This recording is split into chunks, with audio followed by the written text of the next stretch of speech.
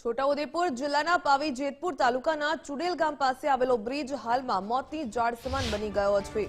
પાવી જેતપુરથી રંગલી ચોકડીને જોડતા આ મુખ્ય માર્ગ પરથી દરરોજ હજારોની સંખ્યામાં વાહનો પસાર થાય છે, પરંતુ બ્રિજના જોઈન્ટના લોખંડના પાટા અને સળિયા ખુલ્લા પડી જતા વાહન ચાલકો માટે તે જોખમી સાબિત થઈ રહ્યો છે। ખાસ કરીને રાત્રિના સમયે સળિયા સ્પષ્ટ દેખાતા ન હોવાથી અકસ્માતનું જોખમ સતત તોડાઈ રહ્યું છે।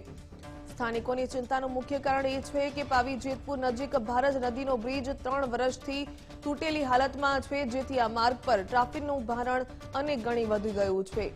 ચોમાસું નજીક હોવાથી જો આ બ્રિજનું સમારકામ કરવામાં નહીં આવે તો મોટી દુર્ઘટના સર્જવાની પણ ભીતિ સેવાઈ રહી છે।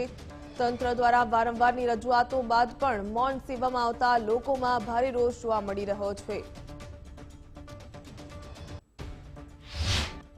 બ્રિજનો જે જોઈન્ટ છે, જોઈન્ટની એંગલ આખી બહાર નીકળી ગઈ છે અને જે એંગલ નીકળી ગઈ છે જેથી કરી વધારે નુકસાન થવાની શક્યતા છે, જેથી કરી આ તમામ જે સમારકામ વહેલી તકે થાય એવી આશા રાખી શકે છે। નાઇટમાં કાર્યક્રમોએ કોઈ બેરિકેડ એવું લગાડેલા નથી, જેથી કરી અકસ્માત થવાની શક્યતા વધારે છે। એમ આ તમે મોટી અકસ્માત થઈ શકે એવું અમને જાણવા મળી રહ્યું છે, કારણ કે નાના મોટા વાહનો તમામ જઈ રહ્યા છે।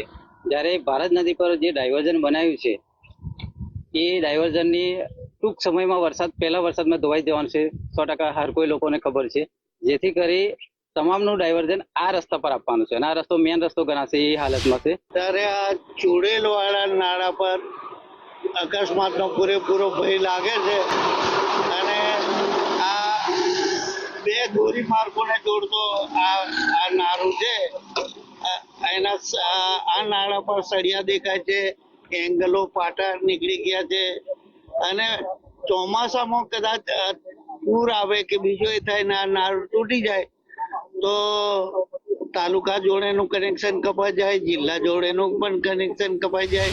ચુડેલ ગામની કોતર પરના બ્રિજ પર ભારે ટ્રાફિકને લીધે એક્સપાન્શન જોઈન્ટને નુકસાન થયેલ છે, જે અમારા ધ્યાનમાં આવતા તાત્કાલિક રિપેરિંગની કામગીરી કરવામાં આવેલ છે, તેમજ બ્રિજને રિપેરિંગ માટે સરકારશ્રીમાં દરખાસ્ત કરેલ છે, જે મંજૂર થઈ હતી। બ્રિજના તમામ એક્સપાન્શન જોઈન્ટને રિપ્લેસમેન્ટ કરવાની કામગીરી કરવામાં આવશે।